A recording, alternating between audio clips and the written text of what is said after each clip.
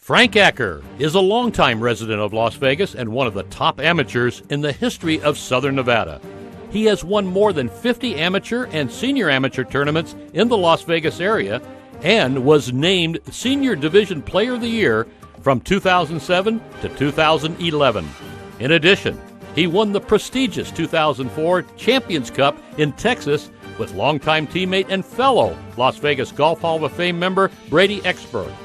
He also has served as a member of the Southern Nevada Golf Association Board of Directors for more than 20 years and was the driving force behind bringing the prestigious Medalist Tour to Las Vegas.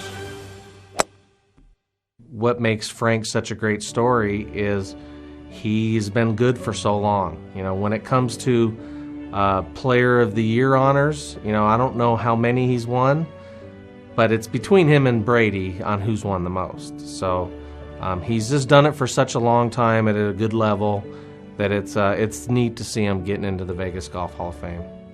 First thing that comes to my mind when I think of Frank Acker is what a good person he is.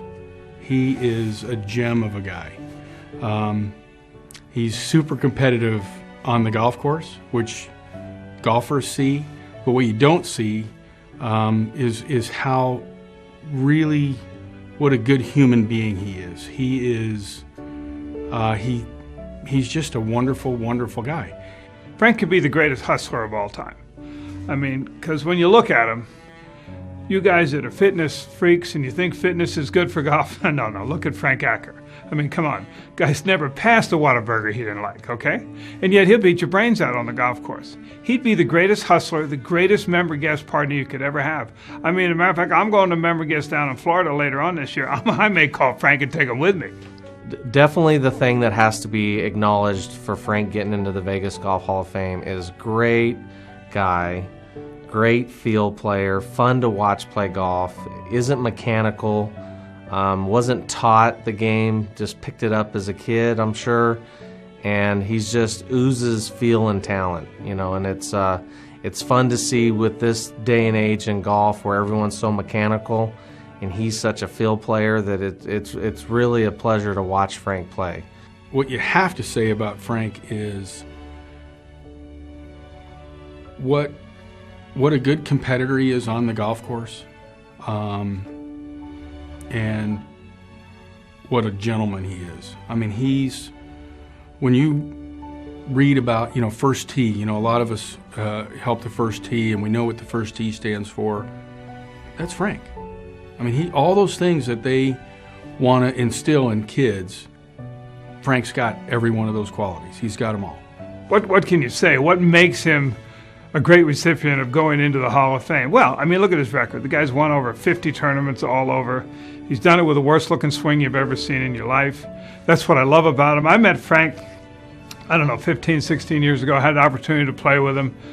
Guy, he's never seen a right pin he can get at because he hits the biggest hooks I've ever seen in my life. First time I ever met Frank, I knew that he hooked every shot because when he shook hands, he came in from out here to say, hi, how are you? When I was a kid trying to become a better golfer, Frank and Brady Exber were the guys to beat. So I remember very vividly playing with both of them going, man, this is an uphill battle for me.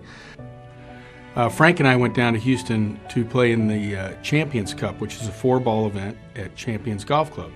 And we started in 1962 by Jackie Burke, who founded the golf club with Jimmy Demerit. And they have a long history of supporting amateur golf, and this is an annual tournament that they have every year. And this trophy is very special to me because Frank and I won that year. And I have a number of trophies at home, but this is the one that is the most special because I won with Frank. And we got down there and we played really well for the week. When we got done, we went to the awards presentation, and before they called us up, I looked over at Frank and I said, "Padna, can you believe we won this tournament?" He said, "Nope." I mean, that was it. That just summed up the whole deal. And Jackie, of course, is so gracious, you know, and he loves Frank, and he he called us up and he said, listen, he said, you guys didn't look like the favorites when you teed off, but you played like the favorites. Frank, we're coming to you from my office at Champions Golf Club. And remember when you won the Champions Cup with Brady, and I want to say congratulations to you for being in the Hall of Fame, and hope that you can see your way clear to come down and see us again. If you look at Frank and you think about some of the good golf swings you've ever seen, you know, I mean, I've had the opportunity to go down to the World Golf Hall of Fame in St. Augustine. You know, it's not near as prestigious as the Las Vegas Golf Hall of Fame, but if you look at some of the players in there, there's some strange swings in there. But, you know, you got Walter Hagen, you know, Paul Runyon, Bobby Locke, you got Frank Acker, you got Dr. Kerry Middlecoff, he was a strange swing. You got Arnold Palmer, his swing wasn't normal. You got Raymond Floyd, I mean, he was all over the place. You got Frank Acker, he was pretty good. Hubert Green, he really had a strange one. Chichi Rodriguez, I mean, come on, the guy was all over the place. Lee Trevino, Frank Acker. And, you know, my point is, a few more. Jim Furyk, Miller Barber. My point, and then, of course, there's Frank Acker.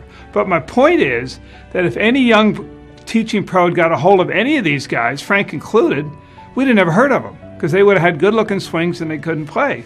There's no pictures on the scorecard. Frank Acker proves that.